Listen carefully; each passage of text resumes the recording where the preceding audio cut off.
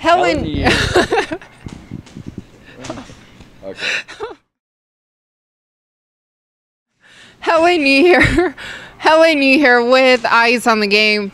I'm here at RVCA, actually back at RVCA, being joined by the always great Mr. Jason Parillo. Now, today I did see you are working with Rafael Dos Anjos, former UFC lightweight champion. I know you guys worked together in the past, but great to see him today at the gym here. And when we spoke, he did tell me about, you know, obviously he and Conor have they were kind of scheduled to fight twice. And most recently it was last year. So can you kind of, you know, touch on what really happened last year before that whole bus incident went down? Yeah, well, I guess technically they weren't scheduled to fight, but there was a lot of talks about it. You know, I'm real close with Conor's manager, and you know, he was calling me up, and we were really keeping it under the hat because it wasn't a for sure thing. So it's not something you want to go, you know, start running your mouth about if it's not true, if it's not going to happen. But it was definitely being talked about. It's something that, you know, I feel by the conversation that I had, there was something Conor wanted, and it's obviously something that Rafa wants, you know, and that's a fight that was scheduled to happen, and never did. So. Yeah, I mean, there definitely was some talk about it. You know, I like to, you know me, Helen. I don't like to sit there and talk about things unless it's, you know, unless it's facts. This is a fact. It's definitely was something that was talked about. Now, you know, how in depth I can go about it, I don't know. You know, so me and Audie were talking maybe for 2 weeks, you know, on a consistent basis. You know, trying to see if that fight could be made to happen. And we talked all the way up to the day of the bus the incident, you know what I mean? And as soon as you see the bus incident happen, I'm like, well, Rafa, I guess that fight's not going to happen now, is it? You know, so, you know, it's something that Rafa really wants. And again, it's something that sounded like that Conor wanted as well. So we were hoping that would happen. But, you know, is it going to happen? Time will tell. But, I mean, in terms of, you know, getting the contracts and everything worked out, were there any issues on that end? That's what happens when you're coaching, not a manager. You don't really know all the T's and all the I's that, you know, that's going on in the contract. You know, I don't know. You know, I don't know what's going on with it. You know, if there's anything, you know, there's no contract signed. You know, basically at the end of the day. So as far as what was being negotiated, again, I'm on the other side of the business. You know, I'm on the negotiating side of the business. At some point, I'm going to have to be, though, on the negotiating side of the business. You know what I mean? But, yeah, you know, I still hope that it's a fight that still could happen. You know, it'd be a great fight for Hoff. You know, Hoffa's, you know, fought everybody out there, and, you know, why not fight a name like Conor? But after that bus incident happened, what did you and Conor's manager tell each other? Or were there any discussions after? There might have been a text like, well, looks like that fight's not going to happen, you know? So, you know, it is what it is. I mean, that's a fight game. Yeah, you never, ever know what's going to happen.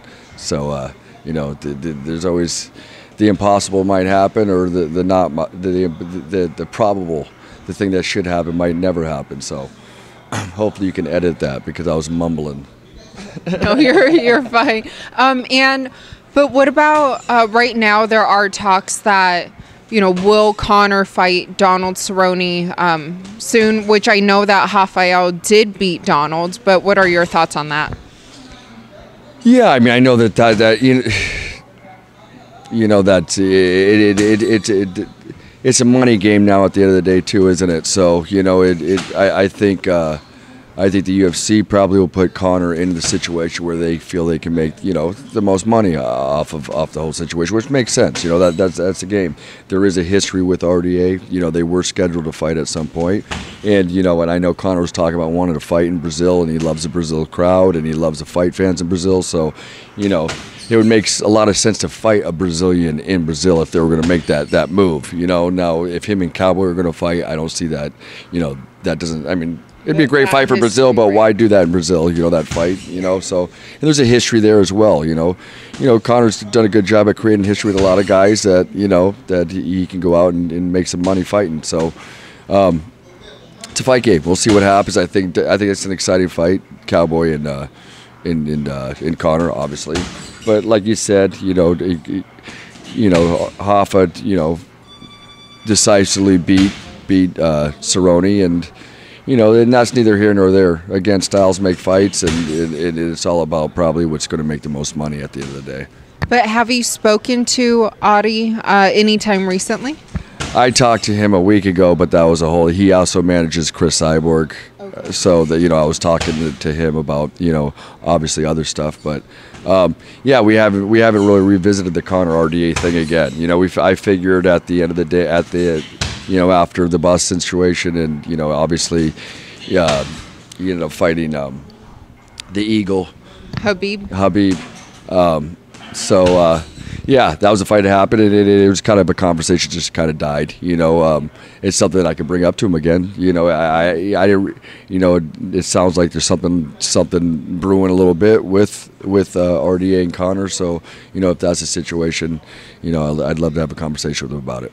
And if that fight does end up getting made and does happen, how do you see that fight playing out? With Hoffa and Conor. Yeah, well, he's my fighter. You know what I mean? So I'm going to say my fighter's going to win, and I believe that. I think with Hoffa's experience and the guys that he's been in there with, he's been in there with all sizes and very gifted athletes. So he's got in there, he's beat some, and he's lost to some. But with his experience and his strength, I think that definitely already has the upper end on that one. And lastly, you just mentioned that you spoke to Audie about Cris Cyborg. Are there any, opponents in mind or coming up? Well, yeah. We're it's hard to say right now. I mean, Cris is out in, I think she's vacation? In Israel right now. I believe Israel, and then South Africa, and then I think Brazil. So, she's on a little bit of a walkabout, as they would say in Australia. So, yeah, she's on a walkabout. But yeah, I mean, we'll see. She's at some point there's going to be a fight lined up for her. She's a fighter. It's a fight game. And at some point we're going to be talking about who the next opponent is.